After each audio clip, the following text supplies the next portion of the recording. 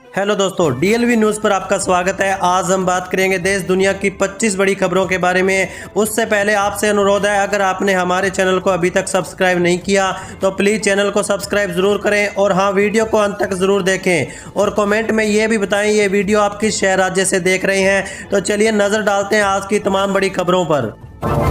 देखिए, पहली सबसे बड़ी खबर, बेंगलुरु में आयोजित बिहार 2047 विजन कॉन्क्लेव में विकसित बिहार की परिकल्पना को राष्ट्रीय और अंतर्राष्ट्रीय स्तर पर पहचान मिली।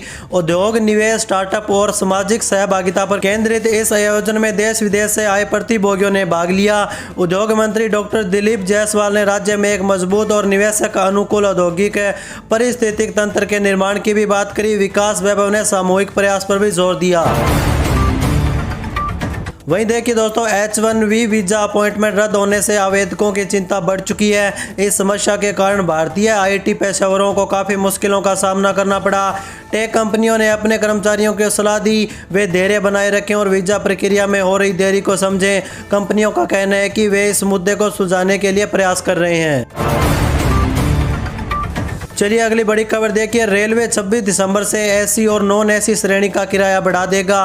ट्रेनों का किराया बढ़ने से यात्रियों के जेब पर असर पड़ सकता है। लखनऊ से दिल्ली का सफ़र 10 रुपये तक महंगा होगा, जबकि मुंबई का सफ़र 30 रुपये महंगा हो सकता है। वहीं अगली खबर देखिए, केंद्र सरकार द्वारा मनरेगा का नाम बदलने के प्रस्ताव के विरोध में कांग्रेस कार्यकर्ताओं ने गुरुग्राम में मौन सत्याग्रह किया। प्रदर्शनकारियों ने सरकार के इस कदम की आलोचना करते हुए योजना के मूल उद्देश्य को बनाए रखने की मांग उठाई। कांग्रेस कार्यकर्ताओं ने कहा कि नाम बदलने से योजना की पहचान और लोकप्रियता कम हो जाएगी। वहीं दोस्तों देखिए, अरुणाचल प्रदेश में भाजपा ने स्थानीय निकाय चुनाव में शानदार प्रदर्शन किया। जिला परिषद की 245 में से 170 सीटें और ग्राम पंचायत की 8,208 में से 6,085 सीटें भाजपा ने जीती। ईटानगर निगम में भी 20 में से 14 वार्डों पर भाजपा ने कब्जा किया। पीएम मोदी और सीएम खांडू ने इस जीत पर जनता और कार्यकर्ताओं को बधाई भी दी। चलिए अगली खबर देखिए, पूर्णिया के सांसद पप्पू यादव ने लोकसभा में बिहार और सीमांचल से जुड़े मुद्दे उठाए। उन्होंने जल शक्ति मंत्रालय को पत्र लिखा, गंगा कटाव और आदिवासी शिक्षा पर भी सवाल उठाए। उन्होंने कटाव रोकने के लिए कार्य योजना और आदिवासी शिक्षा के लिए एकलव्य मॉडल विद्यालय की स्थापना पर सरकार से जवाब मांगा। उन्होंने सरकार की उदासीनता पर भी नाराजगी जताई और कहा कि वे उन मुद्दों पर सड़क से सदन तक संघर्ष करेंगे। वहीं अगली बड़ी खबर देखिए, महाराष्ट्र के पुणे जिले के जेजुरी में स्थानीय निकाय चुनाव जीतने के बाद जश्न में आग लगने से 2 नवनिर्वाचित पार्षदों समेत 16 लोग घायल हो गए। खंडोपा मंदिर परिषद में भंडारा उड़ाया जा रहा था, तभी आग लग गई। आग लगने का कारण स्पष्ट अभी तक नहीं किया गया, लेकिन ज्वलनशील पदार्थ से संपर्क को आशंका जताई जा रही है। सांसद सुप्रिया सुले ने भंडारा में मिलावट की भी बात कही।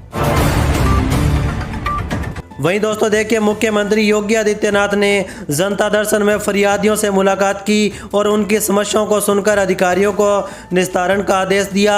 उन्होंने लखनऊ प्रशासन को रेन बसेरों का निरीक्षण करने और यह सुनिश्चित करने का भी निर्देश दिया कि वहां रहने वालों को कोई परेशानी नहीं होनी चाहिए। सीएम ने जिलाधिकारी और पुलिस कप्तान को प्रतिदिन जनता की समस्याएं सुनने के लिए कहा ताकि उन्हें लखनऊ न आना पड़े। उन्होंने इलाज के लिए आर्थिक मदद और जमीन कब्जे की शिकायतों पर भी निर्देश दिए। चलिए आगे बढ़ते हैं अपन खबरों में। देखिए, वाराणसी में कप सिरप प्रकरण के चलते 7 और दवा फार्मों के लाइसेंस निरस्त कर दिए गए हैं। यह कार्रवाई दवा विभाग द्वारा की गई है, जिसके तहत अनियमितताओं और मानकों के उल्लंघन के आरोप में यह कदम उठाया गया। इससे पहले भी कई फर्मों के लाइसेंस रद्द किए जा चुके हैं। वहीं दोस्तों अगली बड़ी खबर देखिए, टीएमसी पार्टी से निलंबित विधायक हुमायूं ने अपनी नई पार्टी जनता उन्नयन पार्टी का ऐलान किया। पार्टी पश्चिम बंगाल की 294 सीटों पर विधानसभा के चुनाव लड़ने की तैयारी कर रही है। वहीं हुमायूं ने कहा कि यह कदम राज्य की राजनीति में एक नया मोड़ ला सकता है, क्योंकि उनकी पार्टी सभी सीटों पर चुनाव लड़ने की तैयारी में है। चलिए अगली खबर देखिए, पश्चिमी विक्षोभ के चलते पंजाब के तापमान में गिरावट देखी गई। न्यूनतम तापमान 1 डिग्री तक भी गिर चुका है। मौसम विभाग ने शीतलहर को लेकर येलो अलर्ट जारी किया। गुरदासपुर, अमृतसर, कपूरथला समेत कई जिलों में अलर्ट जारी किया गया। तो वहीं पठानकोट, गुरदासपुर, अमृतसर, तरनतारन, होशियारपुर और कपूरथला में बारिश की भी संभावना जताई गई है। धुंध का असर 1 सप्ताह तक बने रहेगा। लुधियाना में सबसे कम तापमान 7.2 डिग्री दर्ज किया गया। वहीं अगली खबर देखिए, अमेरिका के राष्ट्रपति डोनाल्ड ट्रंप ने एक बड़ा कदम उठाते हुए 29 देशों से अपने राजदूतों को वापस बुला लिया। ये राजदूत बाइडेन प्रशासन के दौरान नियुक्त किए गए थे, पर ट्रंप प्रशासन का कहना है कि वह विदेश में नीति बदलाव कर रहे हैं और चाहते हैं कि राजदूत अमेरिका फर्स्ट की नीति का समर्थन करें। प्रभावित देशों में अमेरिका, एशिया, यूरोप और मध्य पूर्व के देश भी शामिल है। वहीं दोस्तों देखिए, उत्तराखंड के मुख्यमंत्री पुष्कर सिंह धामी आज अल्मोड़ा पहुंचे और 2 दिनों तक जिले में विभिन्न कार्यक्रमों में भाग लेंगे। वह हेमवती नदन बहुगुणा खेल मैदान में संसद खेल महोत्सव का शुभारंभ किया, फिर ताड़ी खेत ब्लॉक में कार्यक्रमों में भाग लिया। प्रशासन अलर्ट पर और सुरक्षा व्यवस्था चाक चौबंद भी जारी रहेगी। चलिए आगे बढ़ते हैं अपन खबरों में। देखिए, उत्तर प्रदेश विधानमंडल के शीतकालीन सत्र का आज दूसरा दिन रहा। योगी सरकार वर्ष 2025-26 के लिए लगभग 30,000 करोड़ रुपए का अनुपूरक बजट पेश किया। इस बजट में पंचायत चुनाव की तैयारियां और यूपीडा के एक्सप्रेसवे परियोजनाओं पर ध्यान केंद्रित किया गया। लोक निर्माण विभाग ने सड़क परियोजनाओं के लिए 6,000 करोड़ रुपए की भी मांग उठाई। वहीं देखिए दोस्तों, उत्तराखंड के राज्यपाल ने कहा पूर्व सैनिकों और उनके आश्रितों की समस्याओं का त्वरित समाधान किया जाएगा। राज्यपाल ने अधिकारियों को इस दिशा में तेजी से काम करने के निर्देश दिए ताकि सैनिकों और उनके परिवारों को किसी प्रकार की परेशानी का सामना न करना पड़े। चलिए अगली खबर देखिए, आरएसएस के प्रमुख मोहन भागवत ने कहा कि भारत एक हिंदू राष्ट्र है और इस बात को किसी संवैधानिक प्रमाण की आवश्यकता नहीं है। कोलकाता में एक कार्यक्रम के दौरान भागवत ने कहा कि भारत एक हिंदू राष्ट्र है और तब तक बना रहेगा जब तक इस देश में भारतीय संस्कृति का सम्मान किया जाएगा। उन्होंने जाति व्यवस्था पर भी बात कही और कहा कि जन्म पर आधारित जाति व्यवस्था हिंदुत्व की पहचान नहीं है। वहीं अगली बड़ी खबर देखिए, समाजवादी पार्टी के अध्यक्ष अखिलेश यादव ने भाजपा पर एक देश एक कारोबारी के एजेंडे पर काम करने का आरोप लगाया। उन्होंने कहा कि भाजपा ने नियम तोड़ा और सिर्फ कुछ व्यापारियों को फायदा पहुंचाया जा रहा है। अखिलेश यादव ने यह भी कहा कि उनकी पार्टी किसानों और गरीबों के हितों के लिए संघर्ष जारी रखेगी। चलिए आगे बढ़ते हैं अपन खबरों में। देखिए, उत्तर प्रदेश के मुजफ्फरनगर में स्वास्थ्य केंद्रों की निगरानी अब शासन स्तर पर होगी। सीएचसी और पीएचसी में डॉक्टर और स्टाफ की बायोमेट्रिक हाजिरी लगेगी, जिससे स्वास्थ्य सेवाओं में सुधार की उम्मीद है। सरकार स्वास्थ्य केंद्रों की कार्यप्रणाली को बेहतर बनाने के लिए प्रतिबद्ध है और इस दिशा में एक यह महत्वपूर्ण कदम उठाया गया है। वहीं अगली बड़ी खबर देखिए, सुप्रीम कोर्ट के आदेश के बाद नोएडा में लाखों पुराने वाहन चालकों को राहत मिली है। हालांकि 2,78,00,000 वाहनों पर पाबंदी अभी भी बरकरार है। इस फैसले से वाहन मालिकों को बड़ी राहत मिली, लेकिन कुछ वाहन अभी भी प्रतिबंध के दायरे में हैं। कोर्ट के आदेश का उद्देश्य प्रदूषण नियंत्रण और यातायात व्यवस्था को बेहतर बनाना है। वहीं दोस्तों देखिए, केरल सरकार ने स्कूलों को सांप्रदायिक प्रयोगशालाएं बनाने से रोकने की चेतावनी दी। शिक्षा मंत्री वी शिवकुटी ने कहा कि स्कूल जाति और धर्म से परे सीखने की स्थान है और विभाजनकारी विचारों को बर्दाश्त नहीं किया जाएगा। उन्होंने निजी स्कूलों द्वारा क्रिसमस समारोह पर प्रतिबंध लगाने की खबरों पर प्रतिक्रिया भी दी और कहा गया कि धर्मनिरपेक्षता के मूल्यों को बनाए रखना स्कूलों की जिम्मेदारी है। चलिए अगली बड़ी खबर देखिए, झारखंड में चुनाव लड़ेगी चिराग पासवान की पार्टी एलजेपीआर। नगर निकाय इलेक्शन में दिखाएगी अपना दमखम। सत्रीय बैठक में चुनावी रणनीति और जन आधार विस्तार पर भी चर्चा की गई। पार्टी योग्य उम्मीदवारों को मैदान में उतारेगी और मूलभूत मुद्दों को उठाएगी। प्रदेश अध्यक्ष वीरेंद्र प्रधान ने कहा कि पार्टी जनता से जुड़कर स्वच्छता, पेयजल जैसे मुद्दों को प्रमुखता से उठाएगी।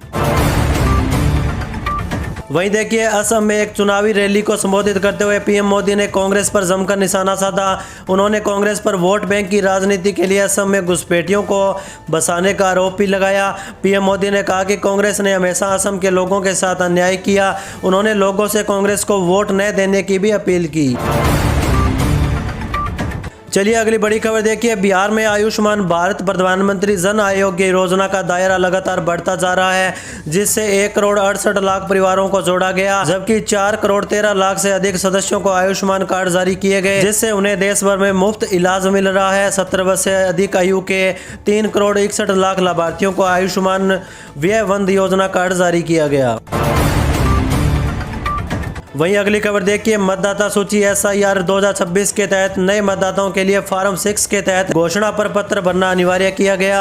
इसमें 2003 की मतदाता सूची में समय या परिजनों का नाम होने की जिम्मेदारी देनी होगी, जिससे ऐसे मामलों में नागरिकता सत्यापन के लिए निर्वाचन आयोग की ओर से नोटिस जारी नहीं होगा। चलिए आगे बढ़ते हैं अपन खबरों में। देखिए उत्तर प्रदेश में कब सिर्फ मामले में ईडी फार्मा कंपनियों की जांच कर रही है। ईडी दवा सप्लाई करने वालों की कुंडली खंगाल रही है। यह जांच कब सिर्फ में गड़बड़ी और अवैध दवा निर्माण के आरोपों के बाद शुरू की गई है। जांच में शामिल कंपनियों और व्यक्तियों पर सख्त कार्रवाई की जा सकती है। ईडी का उद्देश्य इस मामले की तह तक जाना है।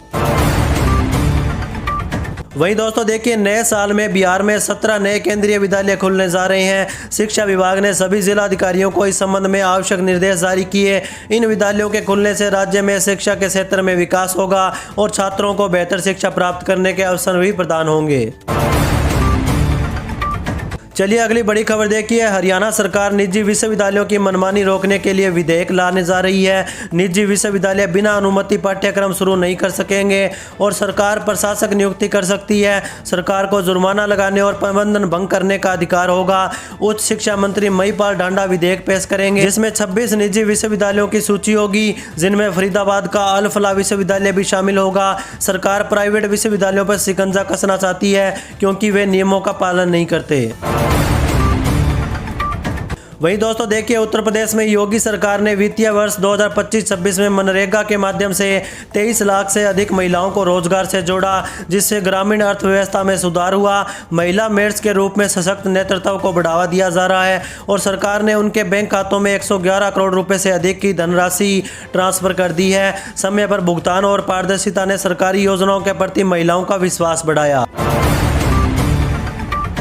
चलिए अगली बड़ी खबर देखिए। डोनाल्ड ट्रंप 2026 में अरबों डॉलर की फंडिंग के साथ इमिग्रेशन संबंधी सख्ती बढ़ाने की योजना बना रहे हैं, जिसका लगातार विरोध हो रहा है। ट्रंप के इस कदम का उद्देश्य अमेरिका में इमिग्रेशन नीतियों को और कड़ा करना होगा। इस प्रस्तावित बदलाव के खिलाफ व्यापक असहमति और प्रदर्शन हो रहे हैं, क्योंकि आलोचकों का मानना है कि यह नीति अन्यायपूर्ण और अमानवीय है। वहीं अगली खबर देखिए। भाजपा द्वारा कुर्मी बिरादरी के पंकज चौधरी को प्रदेश अध्यक्ष बनाने के बाद सपा 2027 के चुनावों के लिए रणनीति बना रही है। पार्टी का मानना है कि कुर्मी वोट बैंक पर उसकी पकड़ मजबूत है। बिहार चुनाव से सबक लेते हुए सपा बूथ स्तर पर तैयारी करेगी और जातीय समीकरणों के अनुसार प्रत्याशियों का चयन करेगी। पार्टी भाजपा के दांव को विफल करने के लिए कुर्मी नेताओं का साथ लाने की योजना भी बना रही है।